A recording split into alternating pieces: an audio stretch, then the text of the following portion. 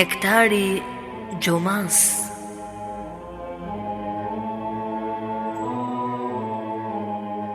Prezanton Fondacioni Kur'anit.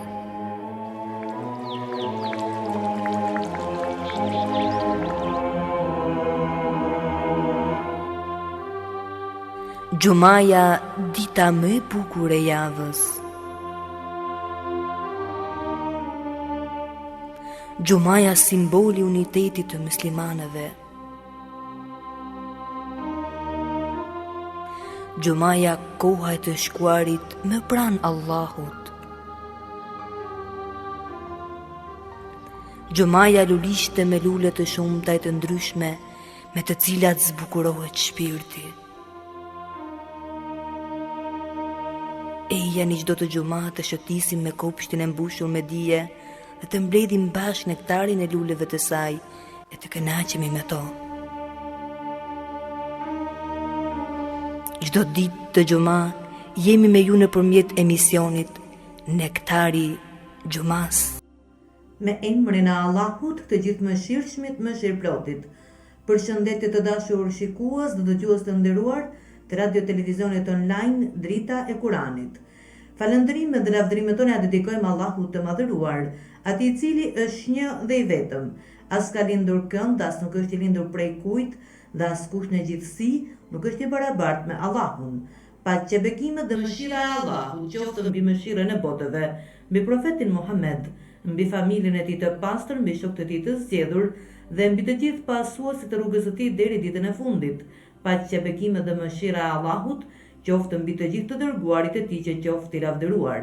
Shikues dhe dëgjues të nderuar, ju përshëndes me përshëndetjen e bukur të Islamit, përshëndetjen e paqes, selamu aleikum wa rahmetullahi wa barakatuhu. Paqja, begatia dhe mëshira e Allahut qoftë mbi ju. Do ta hap sot nektarin e gjumas me qëllimi i krijimit të njeriut është adhurimi i Allahut të madhëruar. Për të ruajtur njerëzimin nga rënja në humnerën e humbjes së të shkatërimit, Allahu i madhëruar ka zbritur libra dhe ka dërguar profet. Të gjithë profetët e Allahut kanë pasur një qëllim të përbashkët, udhëzimin e njerëzve në rrugën e drejtë e të pastërt larg çdo papastërtie. Allahu i madhëruar thot në Kur'an: Bismillahirrahmanirrahim. Është ai që usolli analfabetëve një të dërguar nga gjiri i tyre për të lexuar atyre shpalljet e tij, për t'i pastruar, për të mësuar librin dhe urtësinë, ndonsa ata më parë ishin vërtet në humbje të qartë. Lexojmë në surën Xhuma në ajetin 2. Me qëllim që njerëzit të qëndrojnë sa më lart të këqijave, të ndytave dhe gjunaheve, Allahu i madhëruar ka caktuar adhurimin që është imuniteti më i fuqishëm për ruajtjen e shëndetit shpirtëror të njeriut. Sigurisht, Allahu i madhëruar nuk ka nevojë për adhurimin ton, sepse ai është i vetë mjaftueshmi, i plot fuqishmi, furnizuesi. Jemi ne që kemi nevojë për adhurimet. Qëllimi i krijimit të njeriut është adhurimi i Allahut të madhëruar. Në Kur'anin fisnik Allahu i madhëruar thot: "Gjindet dhe njerëzit i kam krijuar vetëm që të më adhurojnë. Unë nuk kërkoj prej tyre risk, as nuk dëshiroj që të më ushqejnë." Vërtet, Allahu është furnizuesi i vetëm, i fuqishmi, i plot pushtetshmi. Lexojmë në surën Dhariyat, ajetet 56-58. Adhurimi në Islam nuk është thjesht rit kohore as lëvizje, ulje dhe ngritje. Ajo është shkolla më e mirë edukative, është ushqimi më i përkryer i shpirtit të njeriut.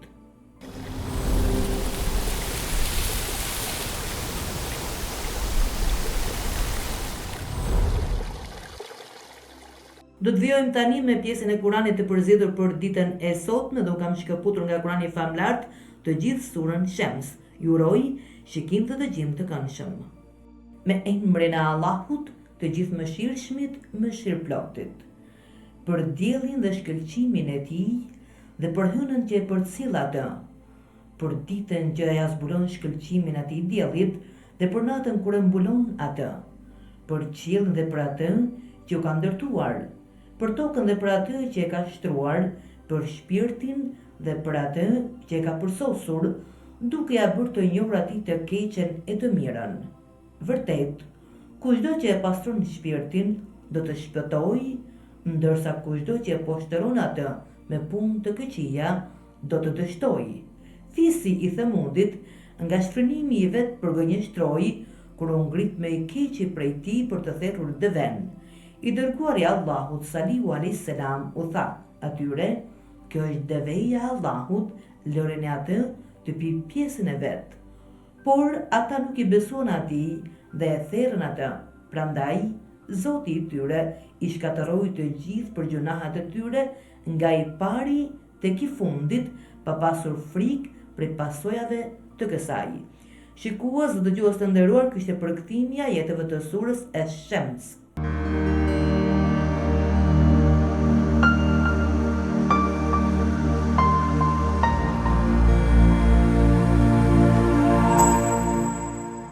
Kemi mbritur tani tek tema e ditës për ditën e sotme në Nektari i Gjumas, ku sot do të flas rreth temës Themudi, populli i Salihut alayhis salam dhe përfundimi i tyre i llahtarshëm.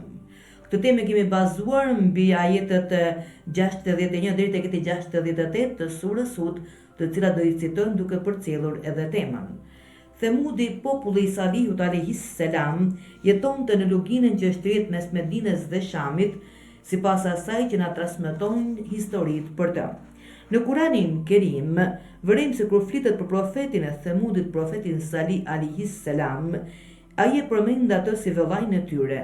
A ka shprehje më të bukur e më të mrekullueshme se sa ajo që qartësojnë ajetet e Kuranit Kerim, ku vëllait i digjet zemra, është shumë i dashur e dhimbshëm, që nuk ka asnjë qëllim tjetër vetëm se mirësinë e popullit të vet, siç e përshkruan Kurani. Fisit Themud ne i dërguan vëllain e tij Salihun. Sura Hud, ajeti 61. Në këtë ajet, si në shumë ajete të tjera të Kuranit Kerim, përsëri vërejmë se programi të gjithë profetëve, paqja e Zotit qoftë mbi ta, fillon me njësimin dhe ndalimin e të gjitha llojeve të idhujtarisë, pra të bërjes shok e ortak Allahut të lartësuar, dhe ndalimin e adhurimit të idhujve, që është baza e të gjitha problemeve dhe vështirësive, siç e përshkruan Kurani. O populli im, adhuroni vetëm Allahun, ju nuk keni zot tjetër përveç tij, dhe në ajeti 61 i surës Hud. Për të zgjuar ndjenjat e brendshme për të motivuar drejt njohjes së të vërtetës, ajeti citon disa mirësi të rëndësishme të Allahut të lartësuar, të cilat kanë përfshirë të gjithë ekzistencën e tyre, dhe thot ai ju krijoi nga toka. Ku është kjo tokë dhe ky dhej i pavlerë? Po kjo ekzistencë e lartë dhe ky qëllim i përsosur ku janë? Mendoni se logjika shëndoshja lejon njeriu të braktisë krijuesin e tij madhështor, që zotëron të gjitha këto fuqi dhe që ka dhuruar të gjitha këto mirësi, e pastaj të kalojë në adhurimin e putave që ngjallin tallje për çmim? Pasi u përmenden mirësitë e krijimit, ajeti u kujton këtyre kokforteve arrogant mirësi të tjera ekzistuese në tokë, ku thot: "Dhe ju vuri të jetoni në të."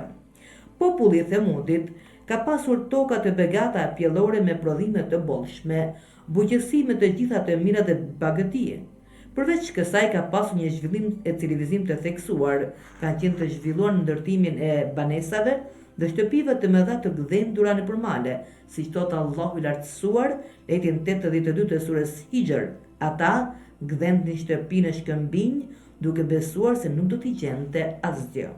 E veçanta këtu është se në Kuran nuk thuhet se Allahu e ndërtoi këtë tokë dhe la në shfrytëzimin tuaj, por thot ju afatizoi, pra ju autorizoi që ta ndërtoni të jetoni në të, dhe ju vuri të jetoni në të.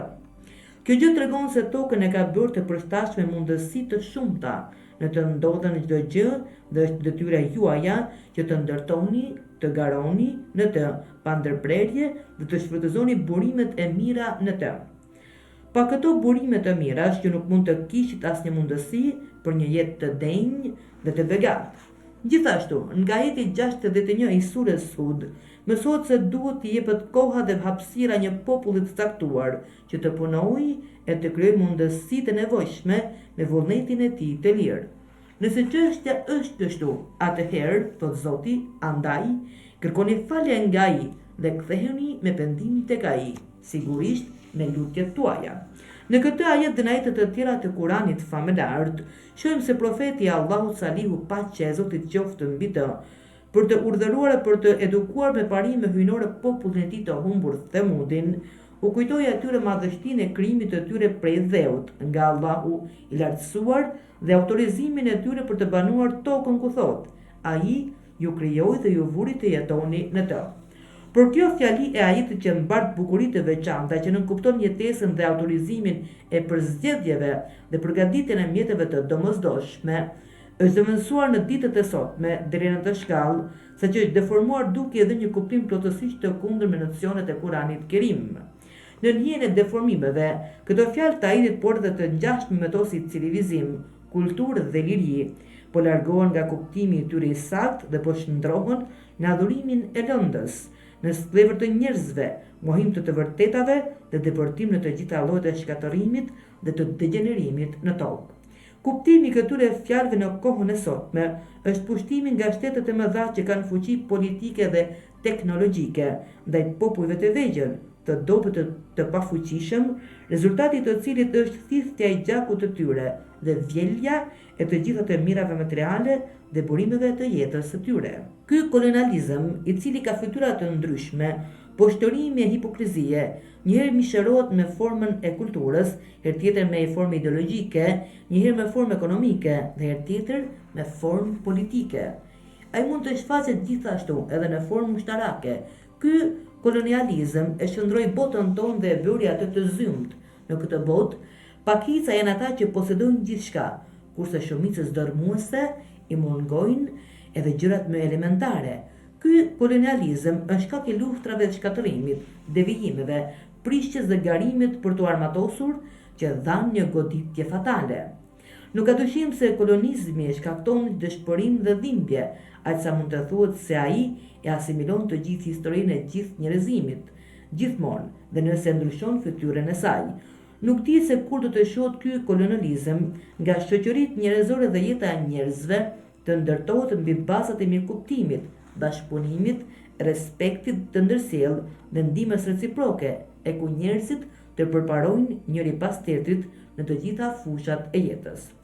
Tani shikues dhe dëgjues të nderuar, le të vërejmë se cila ka qenë përgjigjja kundërshtarëve të profetit të Allahut, Saliut alayhis salam, përpara argumentit të tij të gjallë dhe thirrësës, pra thirrjes së tij në të vërtetën, në të cilën do të na tregojnë ajetet 61, ajeti 62 deri tek ajeti 65 të surës Hud, që do të vinë një nga një.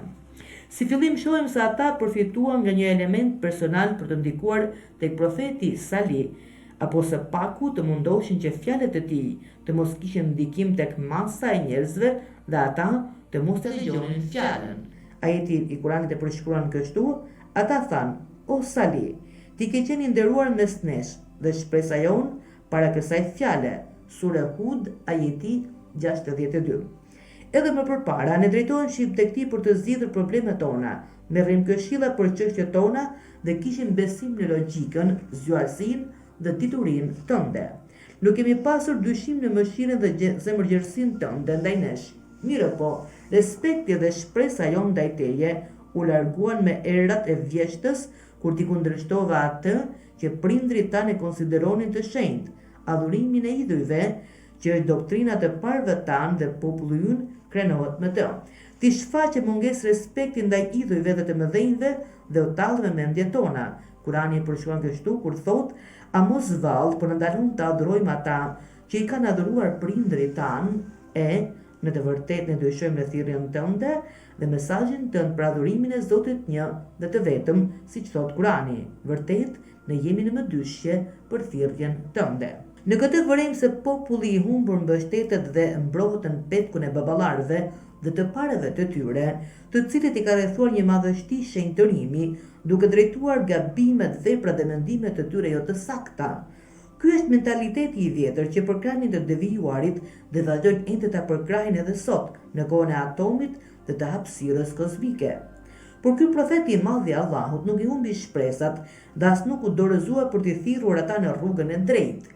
Shpirti i madh i tij nuk u ndikua prej fjalëve të tyre mashtruese dhe ju përgjigj duke thënë, siç thot ajeti 63 surës Hud.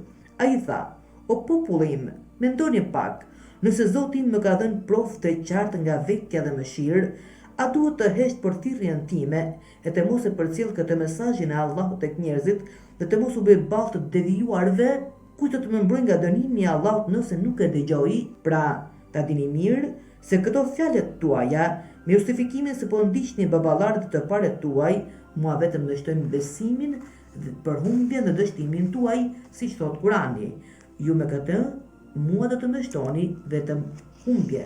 Pas gjithë kësaj, për të vërtetuar argumentin e vërtetësisë së thirrjes së tij dhe për të qartësuar mrekullitë hyjnore që i ka regjistruar mendja e njeriut, atyre u solli deven, e cila është një prej argumenteve të Allahut të lartësuar, dhe u tha: o populli im, kjo është deveja e Allahut, shenjë qartë për ju.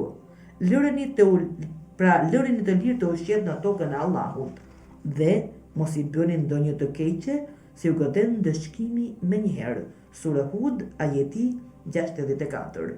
Shikues të dëgjues të nderuar, do të shkëputemi për pak së bashku për të vjuar me pjesën e dytë të temës tonë, Themudi, populli i Salihut alayhis salam dhe përfundimi i tmerrshëm apo i llaftarshëm i tyre. Qëndroni me ne.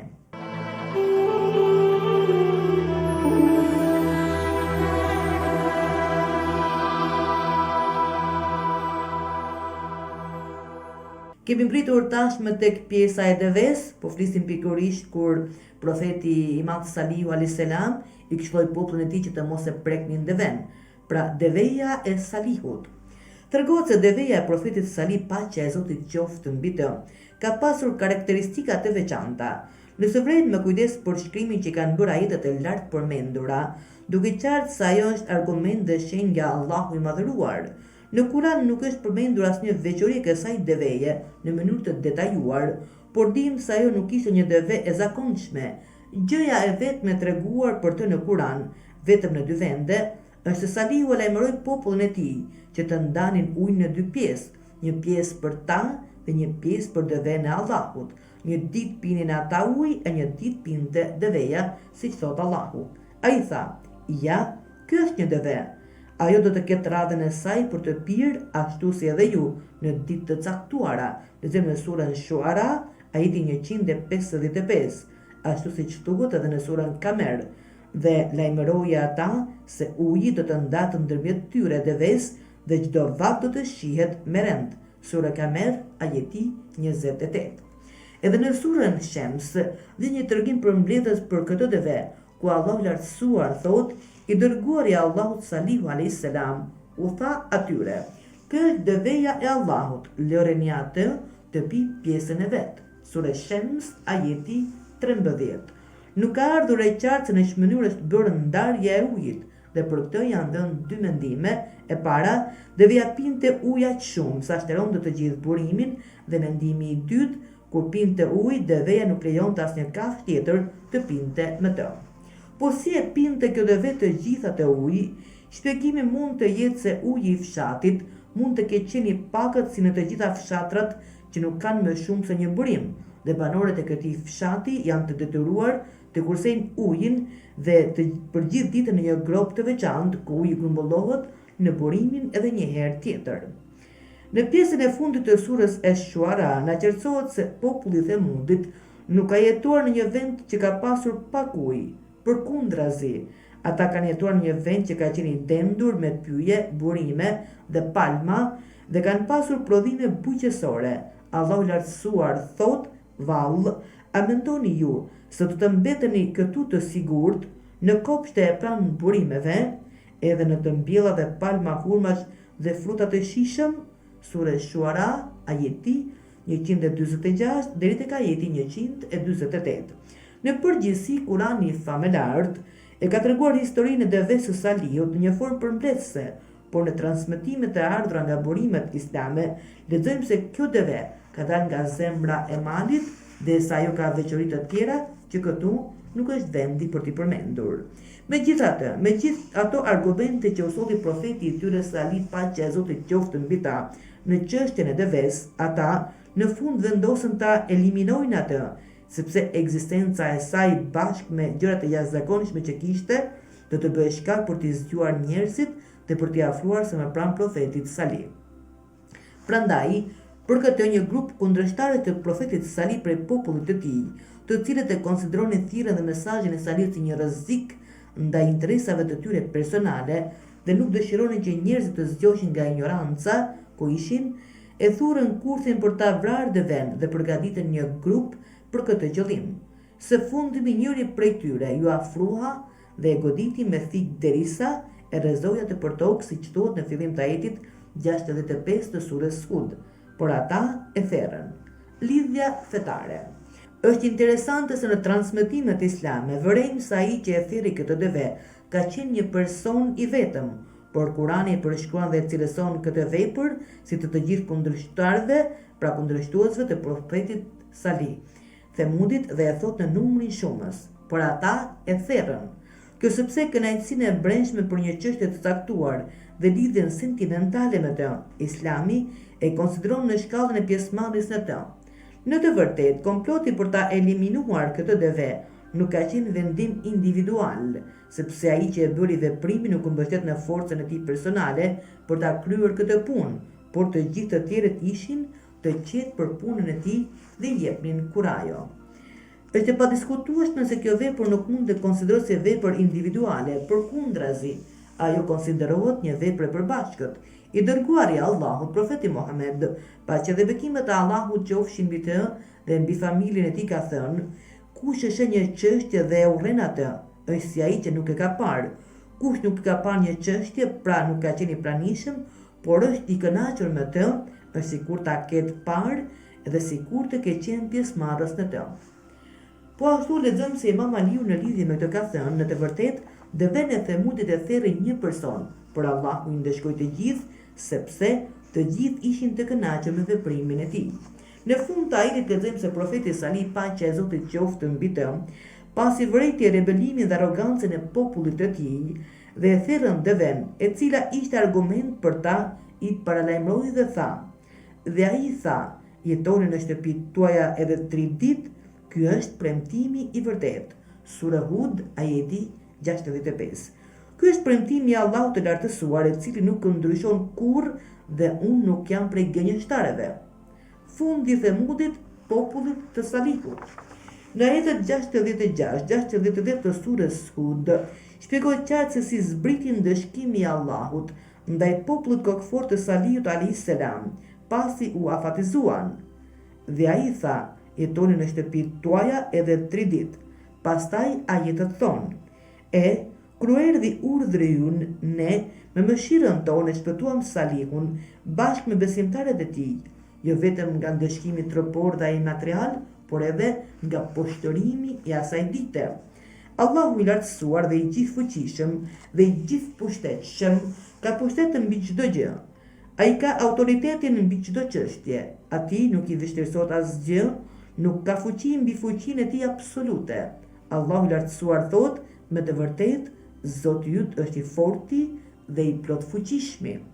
Duke u bazuar në këtë argument, shpëtimi i një grupi besimtarësh në mesin e atij grupi të madh që u sprovuan me ndëshkimin e Allahut, nuk është një çështje e vështirë kur flitet për fuqinë e Allahut të lartësuar. Në të vërtetë, prej mëshirës së Allahut është që të pafashmit të mos i djeg zjarri gjunaqtarëve dhe arrogantëve, e të mos dënon për gjunahet e jo besimtarëve, sepse Kurani thotë: kurse ata që bën të keqia i ka plot një zë i tmerrshëm dhe në shtëpitë të tyre u gdhin të vdekur e të palëvizshëm. Kështu u shkatruan ata, u bën sikur të mos kishte pasur asnjëherë jetë. Dhe shenjat e tyre shkuan bashkë me erën, thot Allahu, sikur nuk kishin jetuar kurrë në to. Me të vërtetë, fisi Themud e mohoi Zotin e tij, qoftë larguar nga mëshira e Allahut fisi Themud. Do shohim tani hulumtimin rreth këtyre ajeteve. 1. Në këto ajete vërejmë se mëshira e Allahut të lartësuar ndaj besimtarëve është aq e madhe dhe gjithëpërfshirëse, saqë i zhvendos të gjithë ata në një vend të sigurt dhe nuk e djeg të njomin me të thatin në ndëshkim. Mund të ndodhin katastrofa të dhimbshme, si përmbytje, epidemia apo tërmete, të cilat mund t'i përfshin të vogël e të madh, por këto katastrofa nuk mund të përkthehen si ndëshkim nga Allahu i lartësuar, sepse është e pamundur që Allahu i madhëruar, i cili është i drejti absolut, të ndëshkojë qoftë edhe një të pafajshëm për krimin e miliona njerëzve gjunaqtar. Sigurisht, Është e natyrshme që mund të ketë njerëz të heshtur që jetojnë në mesin e mëkatarëve dhe ata të ndëshkohen për gjunahun e tyre, sepse nuk kanë mundur që ta ndalojnë këtë padrejtësi dhe shturje. Kështu që fati i tyre do të jetë si fati i mëkatarëve dhe i kriminalëve. Mirë po, nëse ata e kanë kryer detyrën e tyre, është e pamundur që të zbresë ndonjë fatkeqësi apo të vijë ndonjë dënim. 2. Në ajetet e lartë përmendura, vërehet qartë se ndëshkimi i kundërshtarëve dhe i tiranëve të padrejtë nuk kufizohet vetëm me anën materiale, por përfshin edhe anën shpirtërore. Përveç ndëshkimit të kësaj bote, ata do të ndëshkohen edhe në botën e përtejme.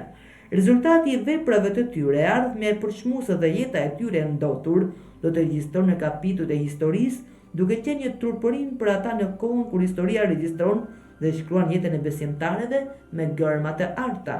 3.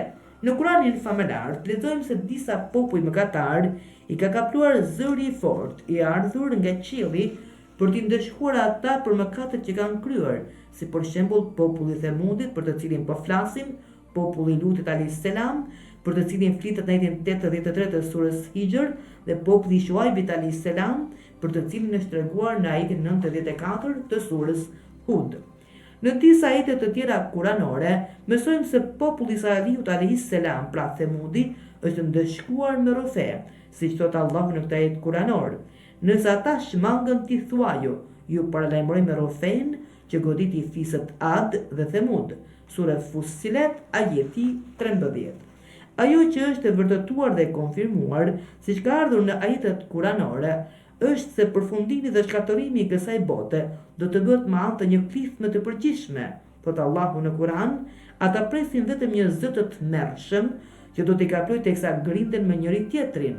Sura Yasin, ajeti 49. Po kështu, edhe dita e Kiametit fillon me një klithmë që zgjon ata, thot Zoti i Madhëruar, dhe do të jetë vetëm një zë i tmerrshëm me ata të gjithë do të paraqiten para nesh. Sura Yasin, ajeti 53. Dhe pika e fundit e hulumtim në rreth këtyre ajeteve, shpreha kuranore, sikur nuk kishin jetuar kurrë në tokë, pra në shtëpitë e tyre, tregon për popullin e Themudit, ashtu siç ka ardhur edhe për popullin e Shuaibit. Kuptimi i kësaj shprehjeje është se cikli i jetës së tyre u mbyll në atë mënyrë saqë mund të mendohet se ata nuk kanë qenë kurrë banor të kësaj toke. Së fundmi, lutim Allahun e Madhëruar të na ruaj nga kryenësia dhe mendjemasia e cila të çon në këtë katastrofë, siç u dënua populli i Themudit alayhis salam. Pra populli i Salih, populli i Themudit, paqja e Zotit qoftë mbi profetin Salih alayhis salam. Shikues të dëgjues të nderuar, kemi mbritur në fund të emisionit Nektari i Xumas për ditën e sotme.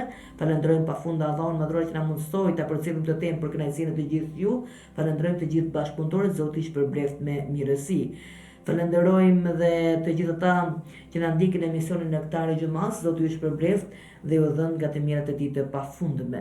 Duke u lënë në shoqërinë e atij i cili fton për namazin e xumas, që Zoti na e pranoj lutjet tona, adhurimet tona dhe veprat tona të mira, të na largojë nga arroganca, nga mendjemasia, nga punët dhe veprat e shumtuara, dhe të na largojë nga çdo gjë e keqe e cila mbjell dhe hidhërimin e Zotit tek ne, Zoti na ruajt. Duke lënë në shoqërinë e atij, ju përshëndes për përshëndetjen e bukur të Islamit. Assalamu alaikum wa rahmatullahi wa barakatuhu. Paqja, begatia dhe mëshira e Allahut qoftë mbi ju. أيها الذين آمنوا إذا نودي للصلاة من يوم الجمعة فاسعوا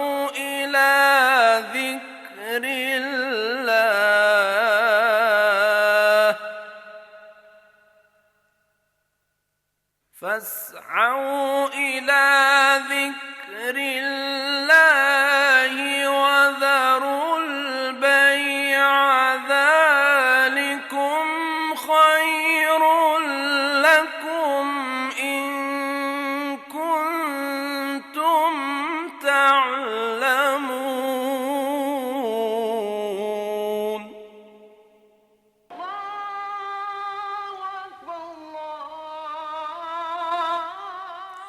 O ju që besuat, kur bëhet thirrja për namaz, ditën e xumas, esni shpejt për aty ku përmendet Allahu, dëgjojini hutbën, falni namazin, e lini shitblerjen. Kjo është shumë më e dobishme për ju nëse jeni që e dini. أشهد أن